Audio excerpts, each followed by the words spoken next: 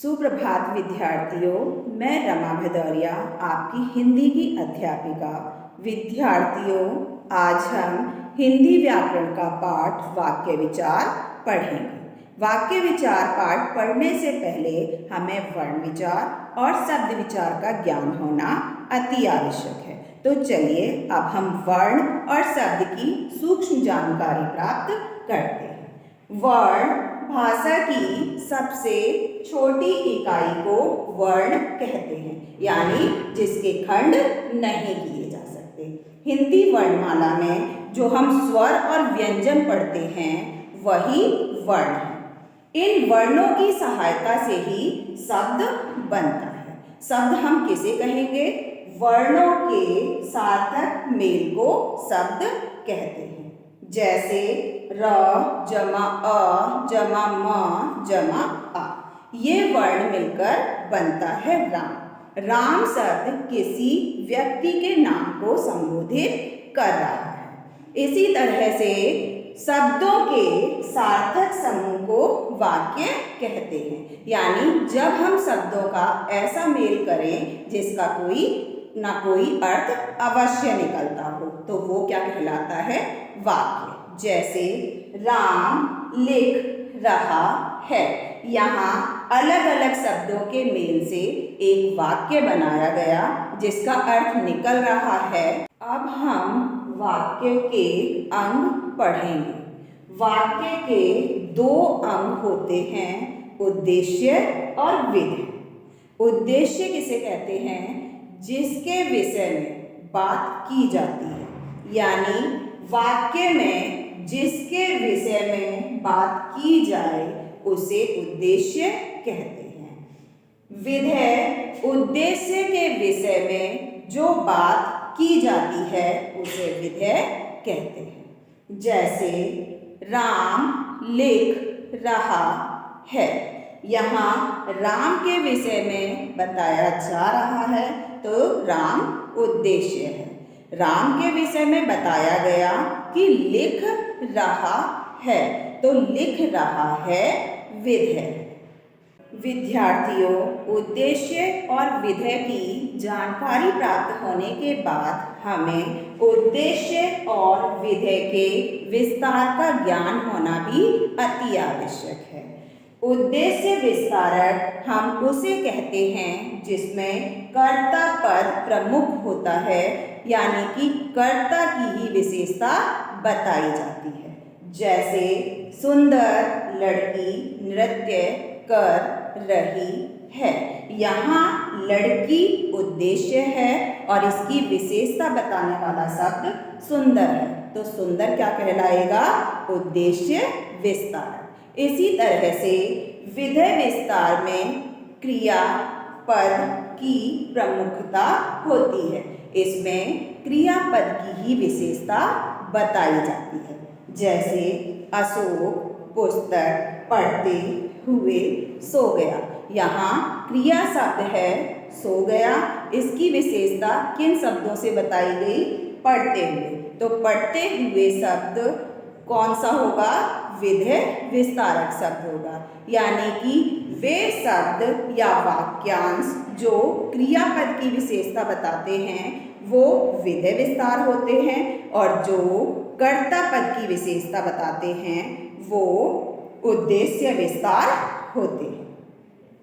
विद्यार्थियों, अब हम वाक्य के भेद पढ़ेंगे। वाक्य के भेद दो आधारों पर होते हैं, रचना के आधार पर और अर्थ के आधार पर। रचना के आधार पर वाक्य के 3 भेद हैं और अर्थ के आधार पर वाक्य के 8 भेद हैं।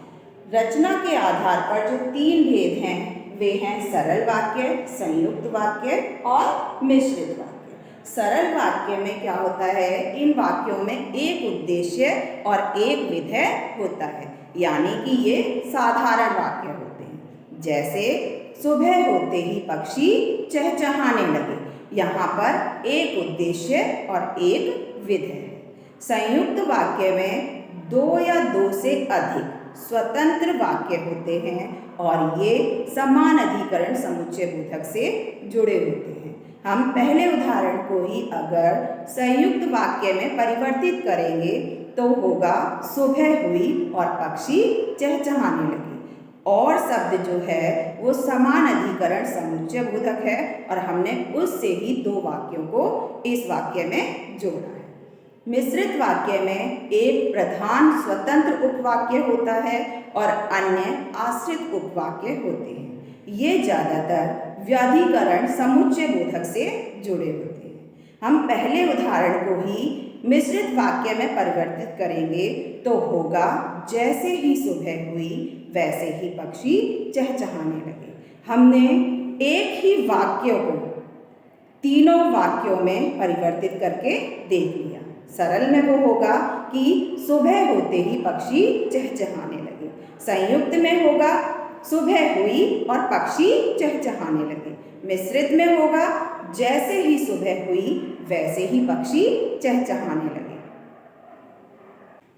अर्थ के आधार पर वाक्य के जो भेद हैं वे हैं विधानवाचक वाक्य, निषेधवाचक वाक्य, प्रश्नवाचक वाक्य, आज्ञावाचक वाक्य, इच्छावाचक वाक्य, संकेतवाचक वाक्य, संदेहवाचक वाक्य, विस्मयादिबोधक वाक्य।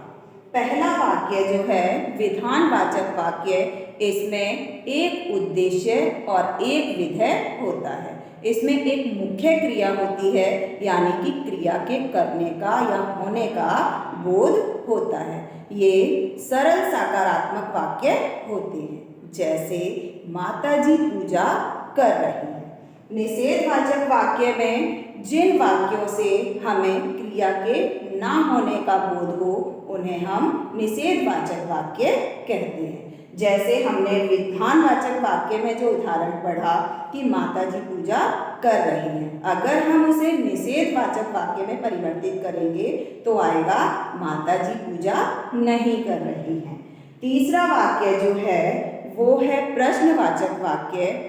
जिन वाक्यों से हमें प्रश्न पूछने का बोध होता है उन्हें हम प्रश्नवाचक वाक्य कहते हैं।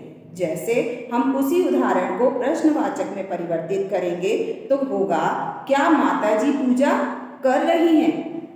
आज्ञावाचक वाक्य में इसमें हमें किसी की अनुमति लेते हैं या आदेश देते हैं तो उन वाक्यों को हम आज्ञावाचक वाक्य कहते हैं। जैसे मैं अंदर आ सकता हूँ।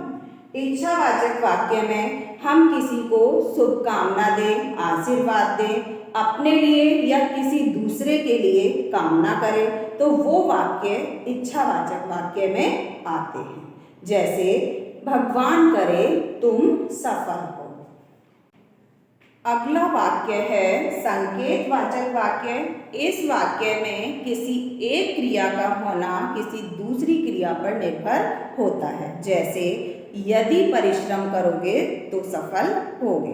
सफल होना किस पर निर्भर करता है? परिश्रम करने पर। अगला वाक्य है संदेहवाचक वाक्य। जिन वाक्यों से क्रिया के होने की संभावना हो या संदेह हो उसे हम संदेहवाचक वाक्य कहते हैं। जैसे शायद शाम तक बारिश हो। अगला वाक्य है विस्मयादिबोधक वाक्य। जिन वाक्यों से हर्ष, शोक, घृणा, आश्चर्य आदि भावों का बोध होता है उन्हें विस्मयादिबोधक वाक्य कहते हैं। बच्चों, आज हमने वाक्य विचार पाठ पढ़ा जिसमें हमने वाक्य की परिभाषा, वाक्य के अंग, वाक्य के भेद दो आधारों पर होते हैं, रचना के आधार पर और अर्थ के आधार पर, वो सभी पढ़ा है।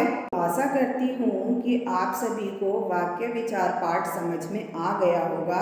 अगर किसी भी विषय में आपको कोई परेशानी हो तो मुझसे संपर्क कर सकते हैं। धन्यवाद। आपका दिन शुभ हो।